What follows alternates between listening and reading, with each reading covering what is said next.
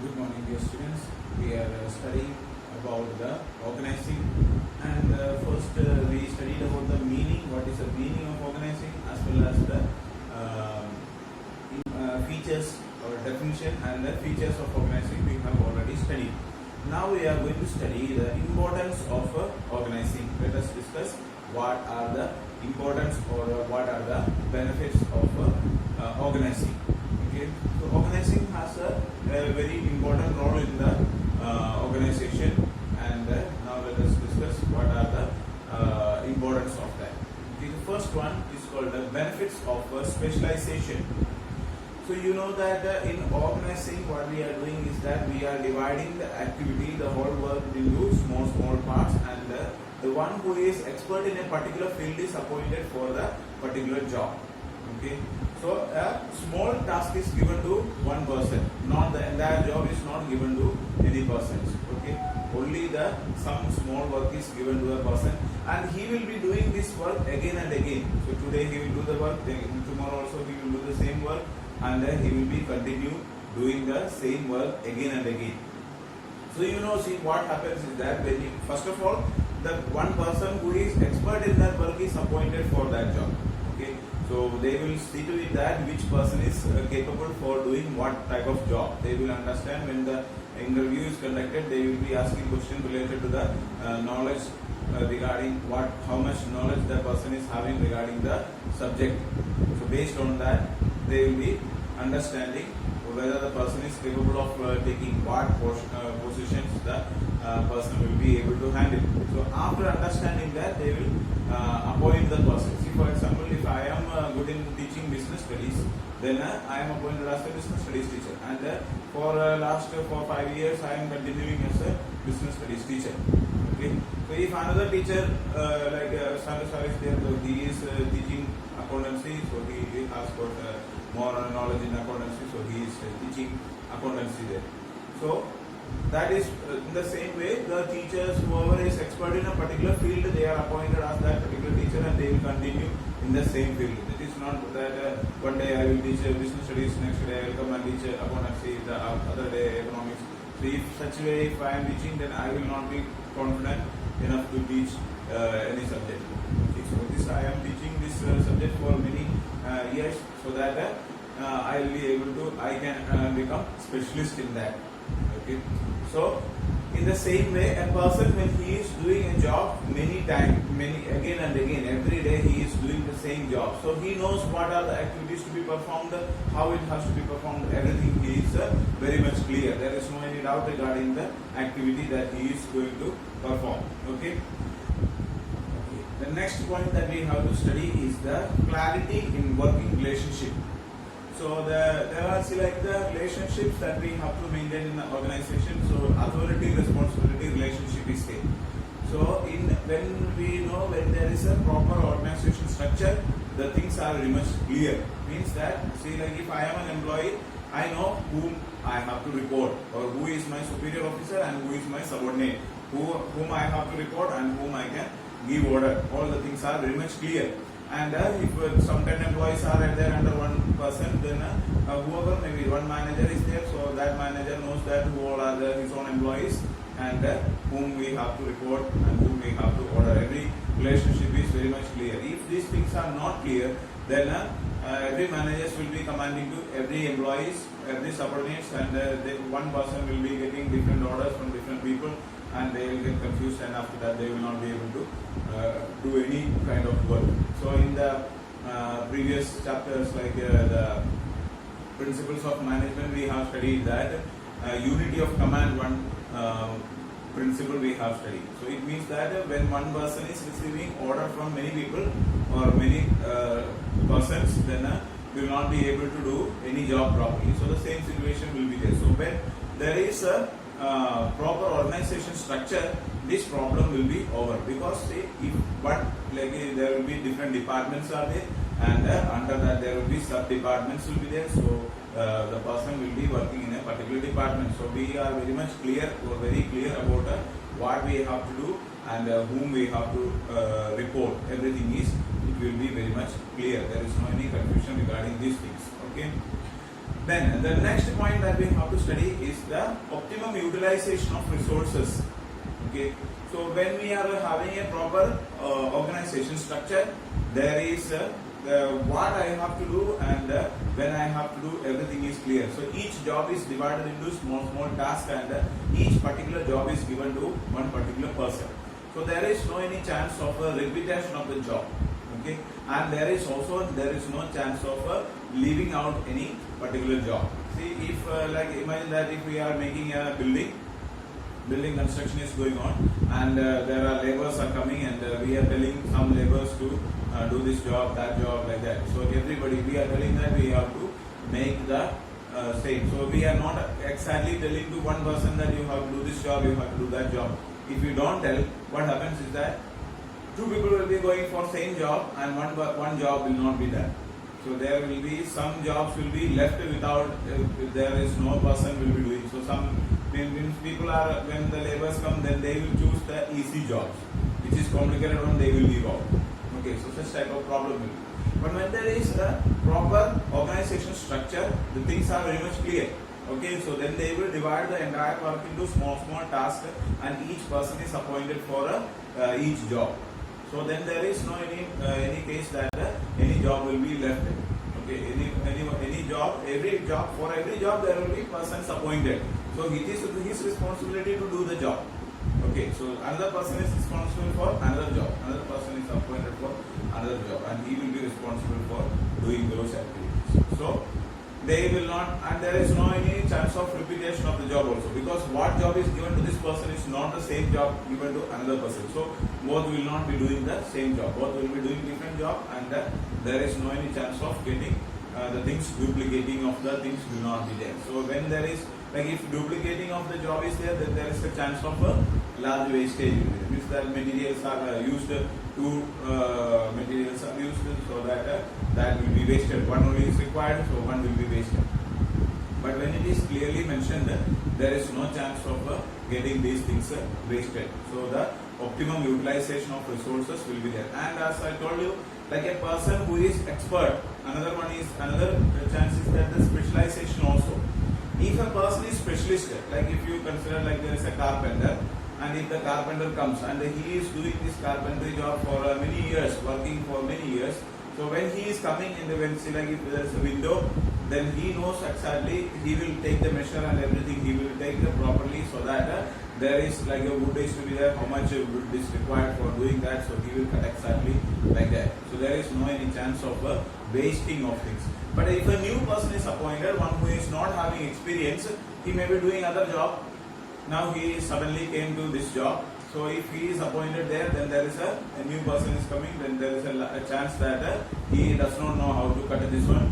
So he will cut it, sometimes it will become smaller, then it will not match for the window. Then we have to take another one, so that much wood will be wasted. Or if another thing is taken, so whatever things are there. So when the person is not having proper experience, then there is chance of more wastage. But when a persons are giving the same job again and again, and he will become expert in doing these things, and there is no chance of wastage of the materials are not there. Okay. So the next topic that we have to study is the adaptation to change. Okay. So whenever there is adaptation, means adjusting to the change. So when there is a change taking place in the organization, especially the changes regarding the changes of the employees, the new employee is coming, a new employee is going, and a new employee is coming. So when he is coming, then if his authority, responsibility, everything is very much clear, then there is no any confusion. Okay, see like if I am resigning from the job, business studies teacher, I am there and I am resigning from job, and another person is appointed. So then they will find out whether a person, so what are the subjects I am teaching. If a business studies teacher, a commerce teacher should be there, and he will be coming there. And clearly there is no any confusion is not there. Like I am teaching business studies in 12th class, business studies in 11th class, and English in 9th class. So these are the classes I am taking. And a new person is coming, then this timetable can be given to that person, and he will handle it. There is no any confusion regarding that. But if these things are not clear, so like some I am teaching in some class I am teaching mathematics also, in another class I am teaching chemistry, in another class I am teaching physics, in another class I am teaching business studies. So different subjects if I am teaching, and I may be capable of teaching, but if another person is coming, he may not be capable of doing that, then the substitution is not possible, adaptation to change is not possible. So when I am given a particular job, and even my superior officers also know that what I am doing there, what is my job, what are my responsibilities, everything is very much clear, then there is no any confusion regarding that. Do you understand?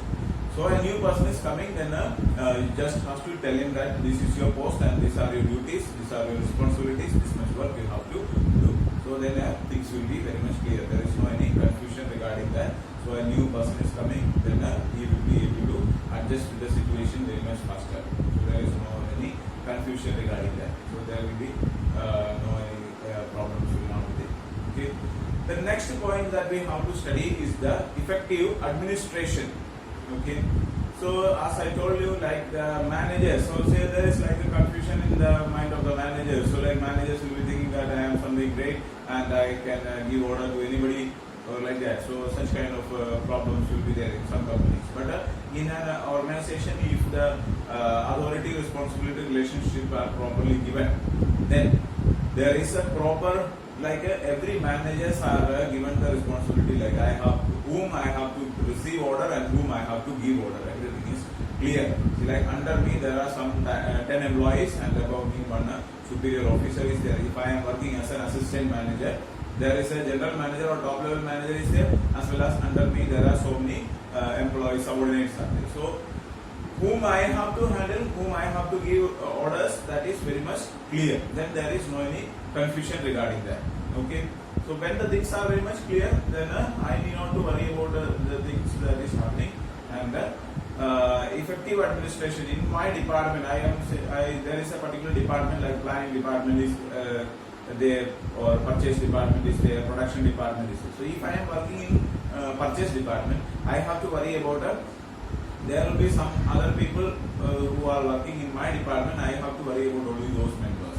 Okay, I don't have to worry about other department, what is happening there, what are the employees doing there. All these things are not going to be my concern. I just need to know what is happening in my department, under me who all are there, and I have to handle them. So effective administration is possible. So I have to see what is happening under me who all are there, and I have to handle only those people. So there is no any confusion regarding that. So effective administration will be possible. Okay, the next point that we have to study is the development of personnel. So as I told you, like when we are doing the organization structure, the delegation of authority is possible. So delegation of authority is done not because that one person is not capable of doing something, but it is to give, like in order to improve new techniques. Okay, so if I am giving, see, like I am in the highest post, general manager, if I am there, then I cannot handle all the job. Okay, and then what I have to do is that I have to give some part of my job to my subordinates. I will give, like if our school principal is there, every job cannot be done by the principal. So what the principal will do, he will appoint one person for doing this type of job, another person for doing another job. So different people are appointed for handling different type of jobs. Okay. So this for the subordinates, this is an opportunity. Okay, so if I am working as a general manager, if I am working as an assistant manager, the general manager is giving me some opportunity, some decision making power is given to me, so that I will be able to do this job and I can grow personally.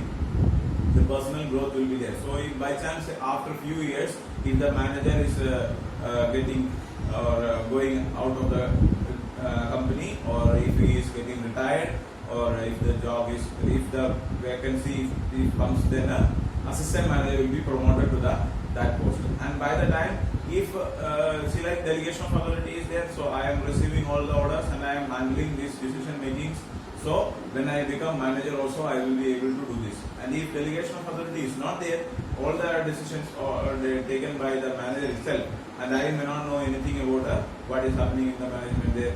So when suddenly if I am posted as the manager, then I may not be knowing anything happening there. Okay, so that is why the delegation of authority is very much important, and by the delegation of authority, the development of personnel will be there. So you see, whoever may be working in that department, or associates or subordinates will be there.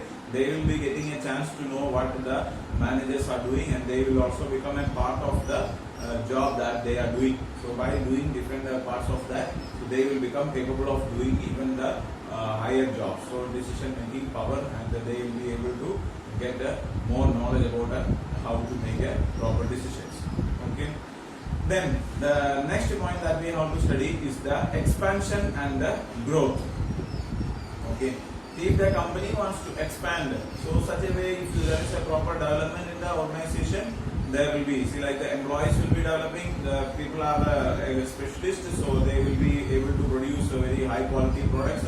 Wastage of the products will not be there, and they will be able to produce, and the products speed of producing also will be very much higher, so that work will be doing very much faster. So there will be a chance, there will be a huge chance of growth. The company will be growing.